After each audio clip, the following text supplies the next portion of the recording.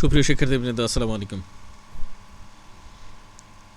দেরি করে সাজেশন দেওয়ার জন্য আন্তরিকভাবে দুঃখিত। আজকের সাজেশনটি তোমাদের করে দিচ্ছি ডিগ্রি পাস দ্বিতীয় বর্ষের শিক্ষার্থীদের জন্য। রাষ্ট্রবিজ্ঞান তৃতীয় পত্র, বিষয় শিরোনাম বাংলাদেশের সরকার ও রাজনীতি। আমার চ্যানেল ইকোনমিক্স নিনজাসের পক্ষ থেকে তোমাদেরকে স্বাগতম জানাচ্ছি।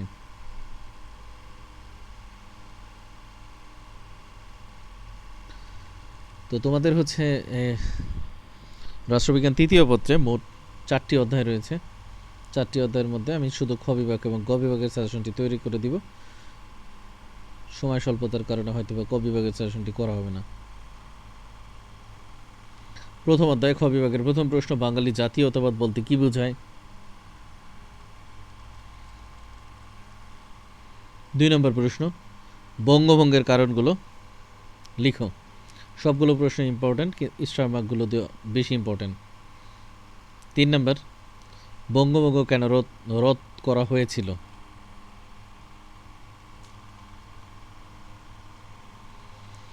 4 নম্বর প্রশ্ন, দ্বৈত শাসন বলতে কি বোঝায়? অথবা দেওয়া আছে, মানে এইভাবেও আসতে পারে। 5 নম্বর প্রশ্ন, খিলাফত আন্দোলনের ব্যর্থতার কারণসমূহ লিখো। 6 নম্বরে লাহোর প্রস্তাব কি? 7 নম্বর প্রশ্ন, লাহোর প্রস্তাবের প্রধান বৈশিষ্ট্যগুলো কি কি?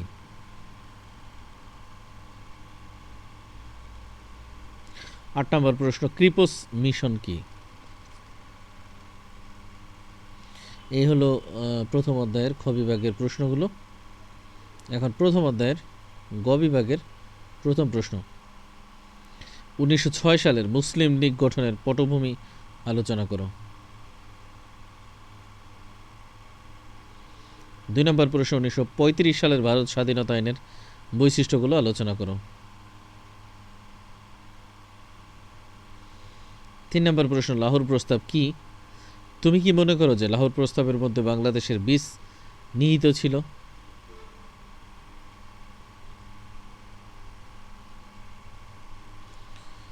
এই প্রশ্নটা অনেক বেশি ইম্পর্টেন্ট, বা প্রশ্নটা এভাবে আসতে পারে, 1940 সালে লাহোর প্রস্তাবের গুরুত্ব ও ফলাফল আলোচনা করো। 4 নম্বর প্রশ্ন, 1946 সালের মন্ত্রী মিশন পরিকল্পনার প্রধান বৈশিষ্ট্যগুলো আলোচনা করো, এর ব্যর্থতার কারণ আলোচনা করো। 5 নম্বর প্রশ্ন দেখো, অনেক বেশি ইম্পর্টেন্ট, 1947 সালের ভারত স্বাধীনতা আইনের বৈশিষ্ট্যসমূহ আলোচনা করো। 6 নম্বর প্রশ্ন, 1956 সালের সংবিধানের মূল বৈশিষ্ট্যগুলো কি কি?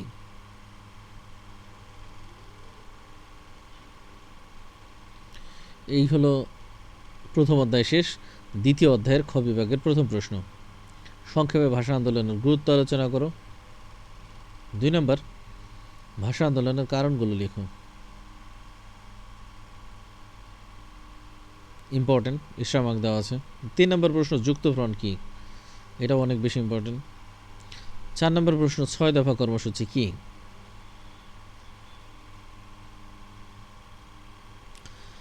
5 নম্বর প্রশ্ন, 6 দফা কর্মসূচিকে বাঙালির ম্যাগনা কার্টা বলা হয় কেন?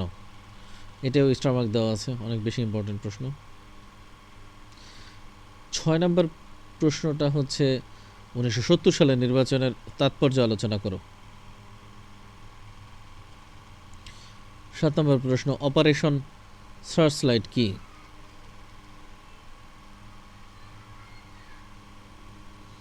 এ হলো প্রথম অধ্যায়ের দ্বিতীয় অধ্যায়ের খ বিভাগের প্রশ্ন। দ্বিতীয় অধ্যায়ের গ বিভাগের প্রথম প্রশ্ন, বাংলাদেশের অভ্যুদয়ে ভাষা আন্দোলনের অবদান আলোচনা করো।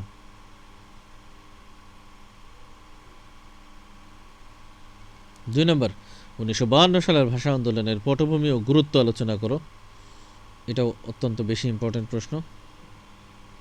3 নম্বর, 1954 সালের সাধারণ নির্বাচনের ফলাফল আলোচনা করো।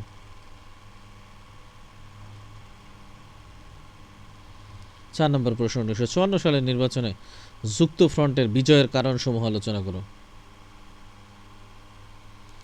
5 নম্বর প্রশ্ন, আগরতলা ষড়যন্ত্র মামলার কারণ ও ফলাফল আলোচনা করো। 6 নম্বর প্রশ্ন, 1969 সালের গণ অভ্যুত্থানের কারণ ও প্রভাব ব্যাখ্যা করো। এটা অনেক ইম্পর্টেন্ট প্রশ্ন, স্টার মার্ক দেওয়া আছে।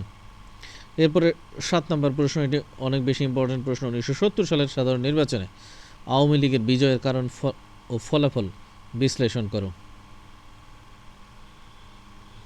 8 নম্বর প্রশ্ন, বাংলাদেশের মুক্তিযুদ্ধে ভারতের অবদান তুলে ধরো।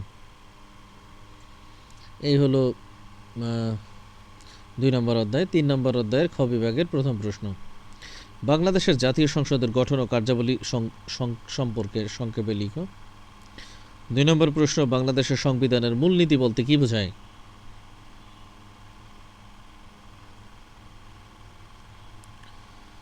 এরপরে গ বিভাগের প্রথম প্রশ্ন, বাংলাদেশের সংবিধানের উল্লেখযোগ্য সংশোধনীসমূহ আলোচনা করো। এটা অনেক বেশি ইম্পর্টেন্ট প্রশ্ন, পরীক্ষায় আসে। 2 নম্বরটা অনেক ইম্পর্টেন্ট, যুদ্ধ বিধ্বস্ত বাংলাদেশের পুনর্গঠনে বঙ্গবন্ধু শেখ মুজিবুর রহমানের অবদান মূল্যায়ন করো। 3 নম্বর প্রশ্ন, এটা 2 নম্বরটা অনেক বেশি ইম্পর্টেন্ট, 1 নম্বরটা ইম্পর্টেন্ট। 3 নম্বর প্রশ্ন, বাংলাদেশের জাতীয় সংসদের গঠন, ক্ষমতা ও কার্যাবলী আলোচনা করো। সর্বশেষ অধ্যায় 4 নম্বর অধ্যায়ের খ বিভাগের প্রথম প্রশ্ন, ভিশন 2021 কি? গ বিভাগের প্রথম প্রশ্ন, বাংলাদেশের রাজনীতিতে রাজনৈতিক জোটের ভূমিকা আলোচনা করো। 2 নম্বর প্রশ্ন হচ্ছে, বাংলাদেশের রাজনীতিতে সামরিক হস্তক্ষেপের কারণ ও ফলাফল আলোচনা করো।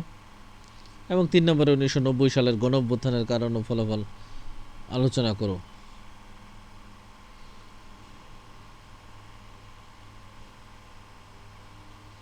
তো এই হলো তোমাদের সাজেশন। এই সাজেশনের হচ্ছে তোমাদের হচ্ছে অল্প কয়েকটি প্রশ্ন মাত্র। তো এই কটা প্রশ্ন বললে তোমাদের আশা করি কমন পড়ে যাবে। আর যেগুলো স্টার মার্ক দেওয়া আছে সেগুলো একটু ভালো করে পড়বে।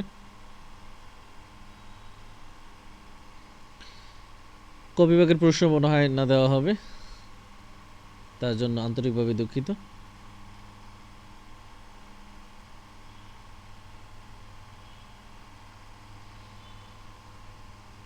তোমাদের সবার জন্য শুভকামনা থাকবে।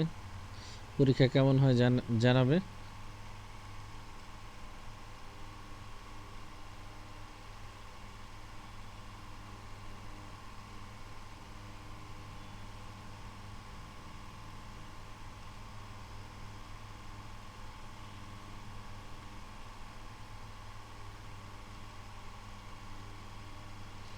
শুভরাত্রি।